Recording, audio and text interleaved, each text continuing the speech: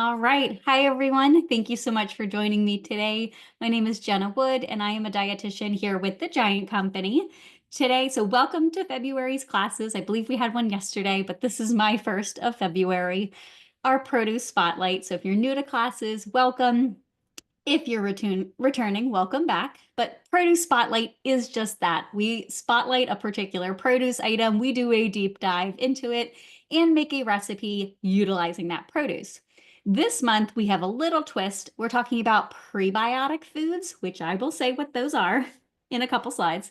But our prebiotic food today is garlic.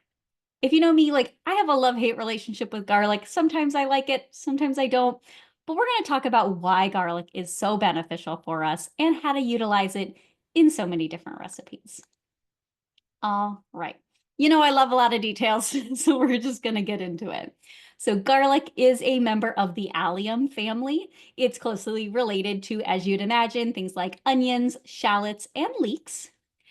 There are a lot of varieties of garlic. Over 700 species exist. Not as many are, utilized as readily as some others. There's some that, they call them like soft neck, which I believe is what we carry in store most often, but there's a lot of varieties out there. For the millennia, so many thousands of years, in addition to being used in culinary uses, garlic has been a go-to remedy for a lot of ailments, so many. China is technically the world's largest producer of garlic, but if you've attended a lot of our classes, you know we get a lot of our food from California, and California grows the majority, at least 99% of the garlic that's grown in the United States comes from California, particularly a city called Gilroy. There is a garlic festival there every single year. I've always wanted to go, maybe one day, but that is where the majority comes from in our country. In terms of selection and storage tips for garlic, you may not think about it, but there are some things you want to consider. You do want to keep garlic in a place away from heat, moisture, and direct sunlight. I'm actually going to turn my skillet on before I forget, because you never know, I might forget. All right, so somewhere cool, dry, kind of like onions, that same kind of concept.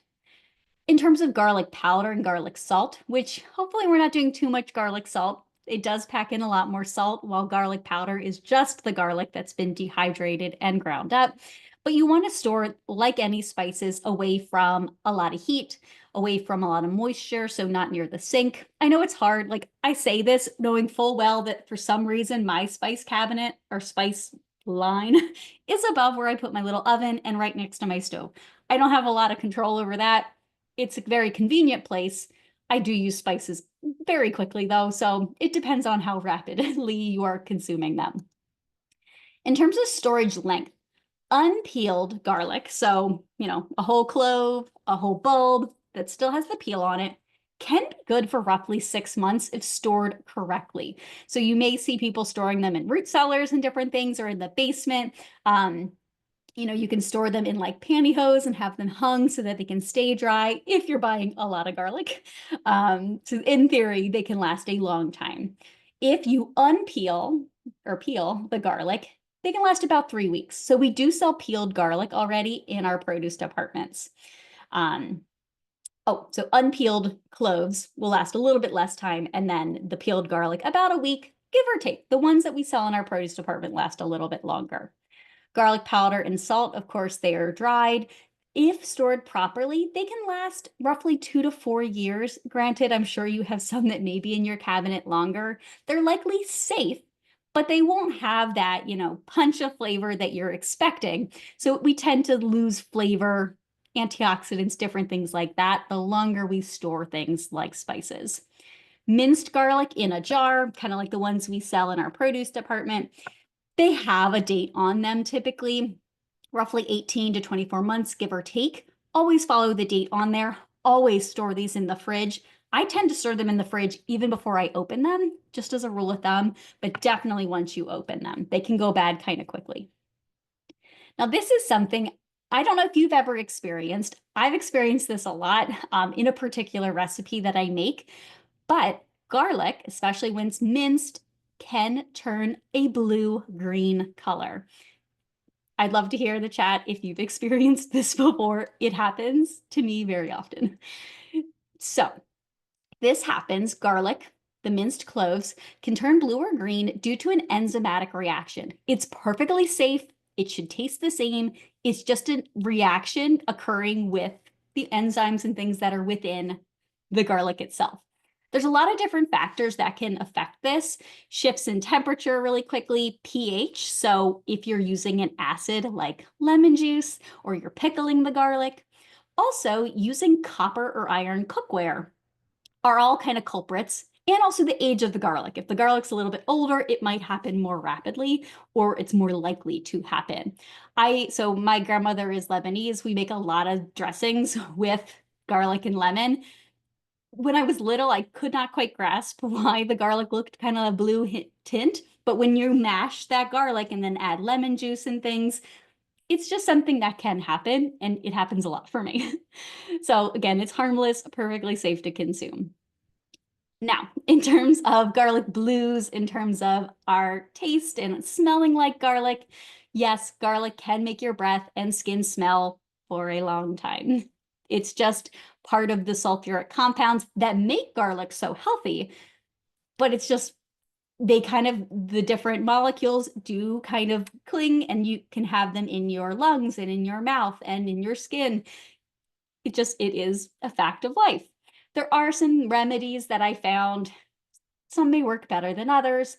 Some things say chewing something like a green apple will at least help kind of the oral, your breath. Fresh mint, lettuce, parsley, lemons. Hot green tea came up a lot as a remedy.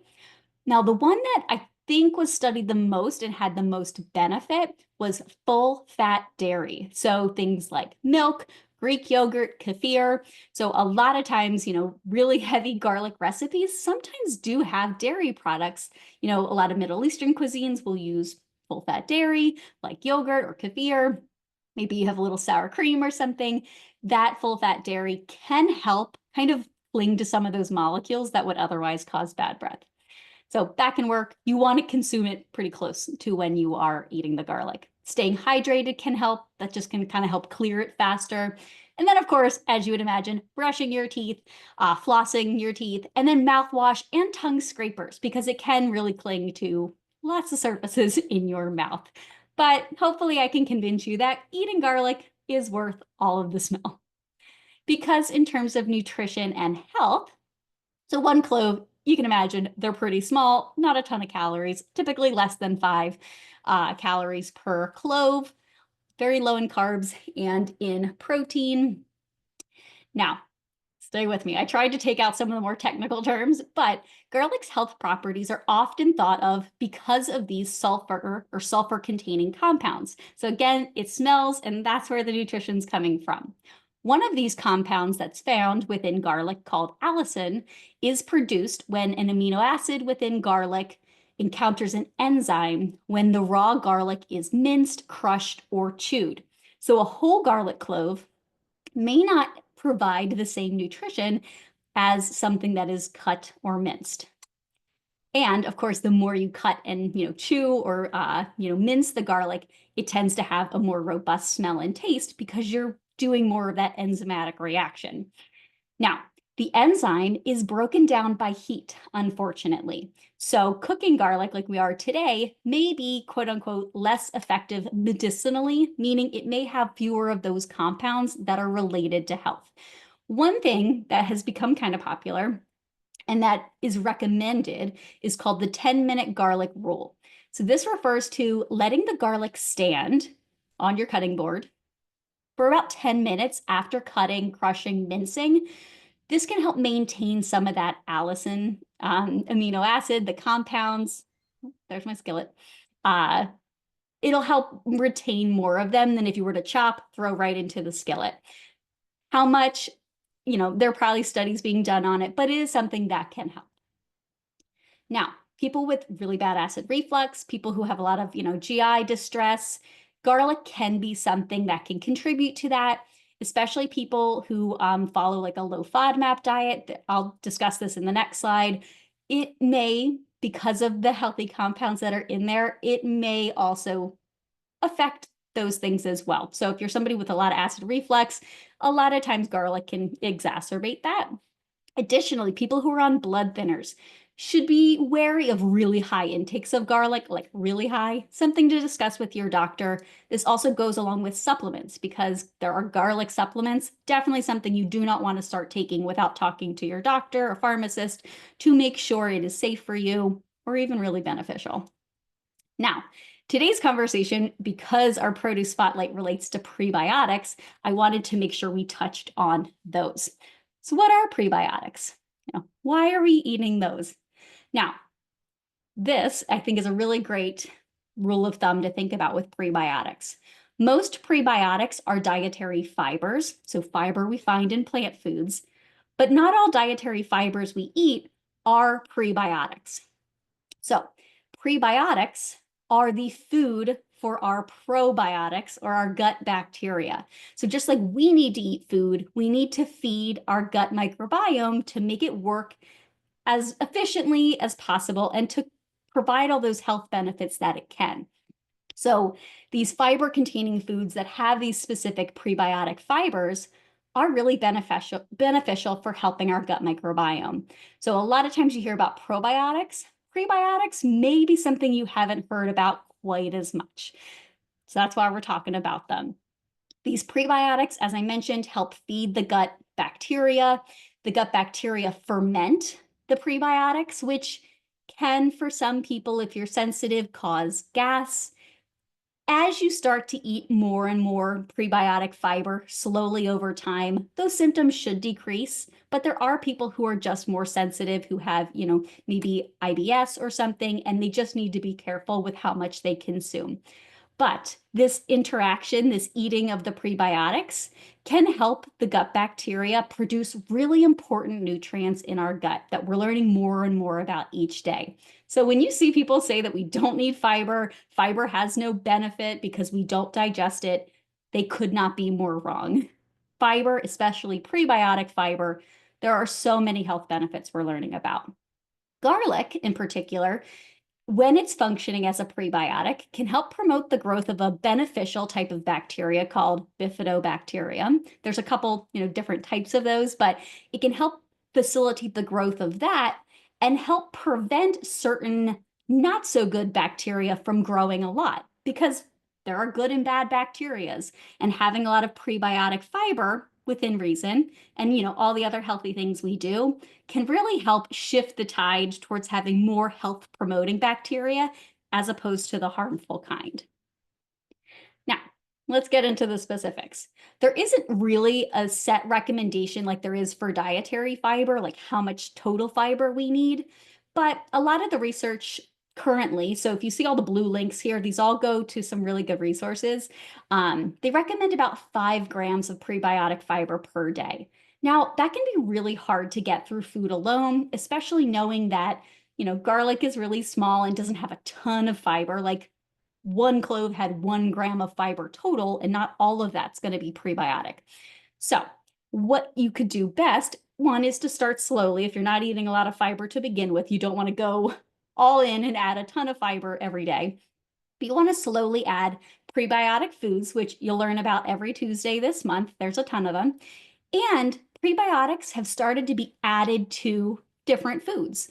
So if you see foods ingredients like galacto-oligosaccharides or fructo-oligosaccharides, and there's the acronyms, oligofructose, chicory or chicory root fiber, or inulin, these are all prebiotic fibers. So just keeping that in mind. Again, if you eat a lot of foods that have those added fibers, you may have some upset stomach, so go slow, especially when it comes to the added fibers there. That's just kind of a prebiotic fiber 101. We'll talk more about it all month long.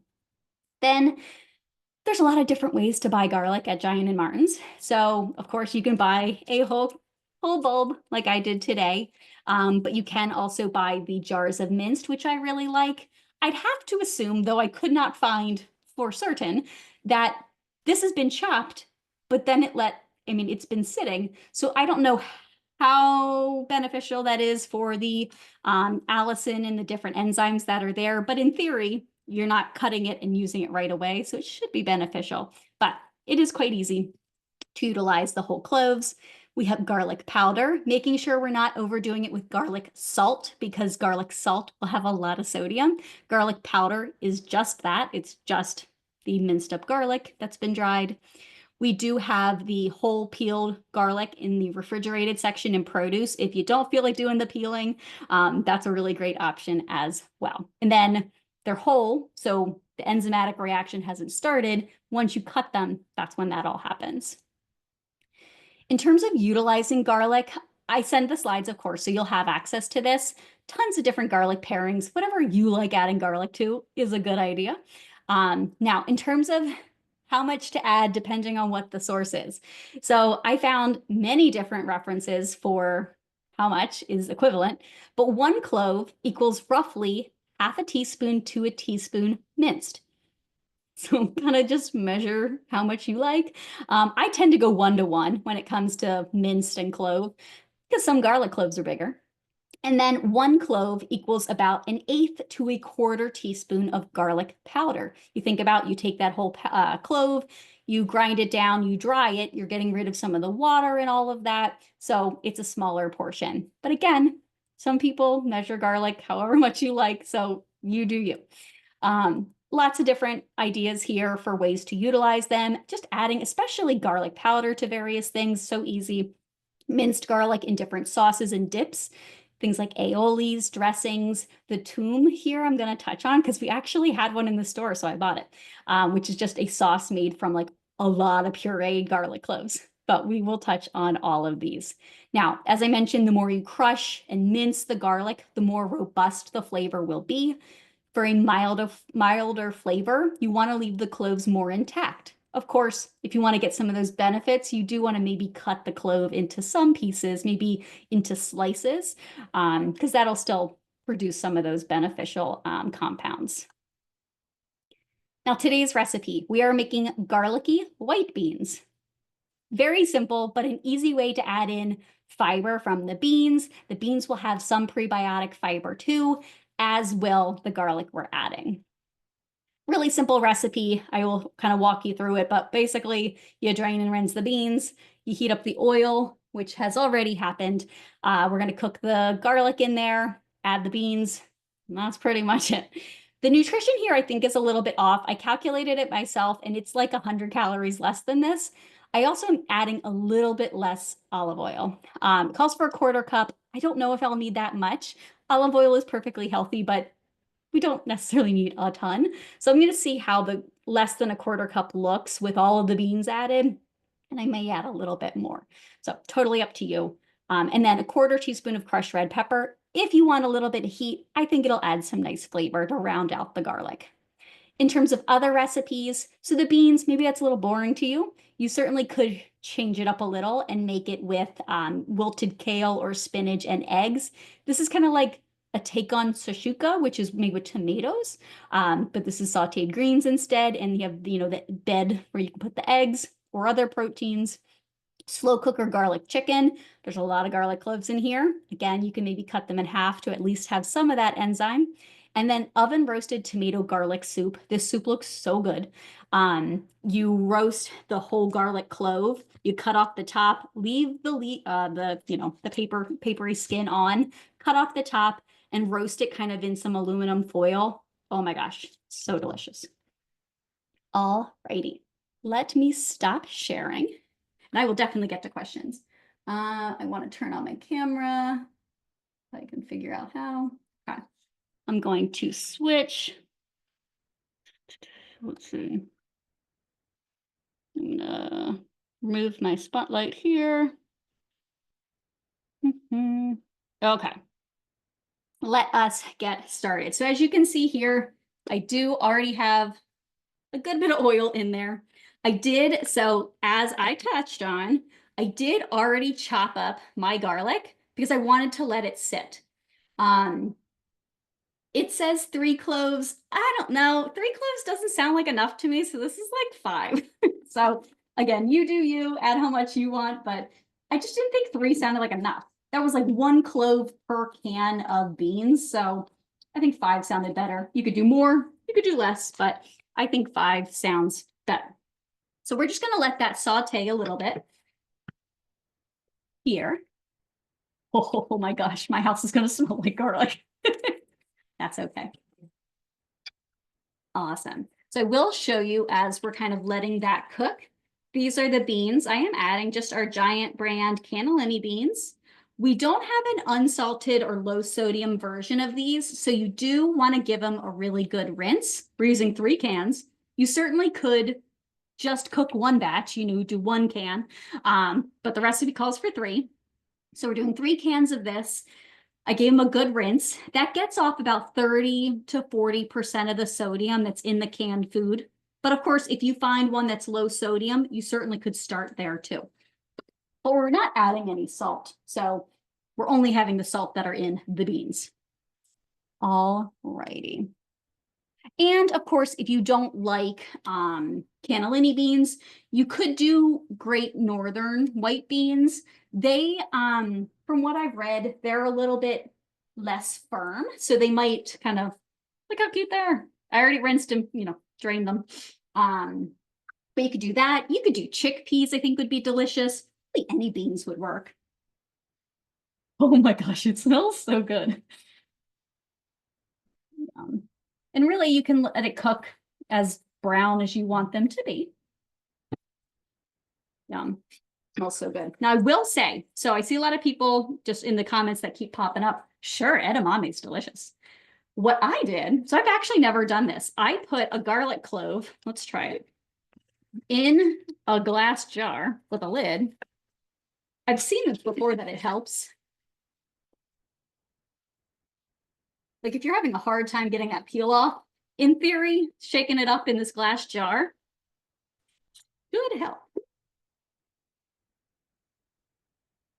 So, I mean, it didn't completely peel it off, but it kind of just at least pulled it away. I don't want to get the skin in there. It kind of just helped pull, a little bit easier. So that can help too. All right.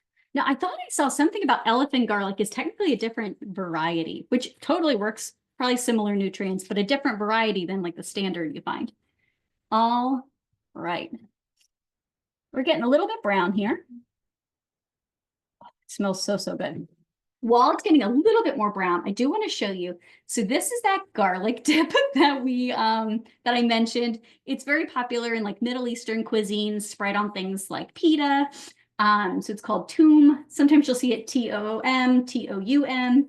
It is literally just like garlic, oil, lemon, sea salt, a couple other ingredients. You can make it from scratch, but it calls for a lot of cloves of garlic. So when I saw this yesterday near the hummus and salsas, things like in the deli section, I was very excited. All righty. So actually, well, maybe another second on that. I did toast some bread. So I'm just going to spread some of this on here. Oh, it's a lot. This is going to be a lot of garlic. We're going to have a lot of garlic today. I'm going to smell real good. All right. I'm excited to give that a try. So that looks good to me. I'm going to add a little bit of the red pepper flakes right now so they can touch the oil, get cooked. Then 3 cans of our beans right in there. And really, we're just going to kind of heat them through. Oh my gosh. Now, these made into like a hummus would be so good. But I'm excited to just eat them. You could have them as a side dish to a type of protein you want. I think this would be great with like pork or fish really would be great. You can also I'm going to put it on top of bread too. All the carbs, right? You could like mash it kind of like an avocado toast. I think that would be delicious. Awesome. Well, I'm excited to give this a try. But if eating more beans is in your 2025 goals, like it is mine, I think this is a really fun recipe to try. What did somebody say? I missed how they said to eat it. I think sauteed with greens, like in that one recipe, would be delicious. Served over pasta or salad would be really good. Oh, all right. I think that's good enough. My skillet's really pretty hot. So I'm going to put it right here. Maybe give it a little mash. Okay. It didn't work very well. I should use a fork. All right. I'm going to switch back to my other camera. Let's see. Almost at time. Add spotlight. All right. So if you can see our beans, I didn't get a whole lot on that piece of toast. So I'm using from our bakery, our Nature's Promise. It says artisan bread. I believe this one is our sourdough, which does earn 1 guiding star. A lot of the breads in that case earn 1 guiding star, and you can typically slice them right there. I don't eat a lot of sourdough, so I thought I'd give that a try. But yes, you could add black pepper, certainly. Oh, somebody said Parmesan. You certainly could add some Parmesan too. That would be delicious. Melba toast. You'd probably be able to fit like 1 or 2 beans on there. But yeah, I'm excited. I'm actually just going to eat. Honestly, I love beans. I probably could do more garlic, as crazy as that sounds. And then let's give the paste a try.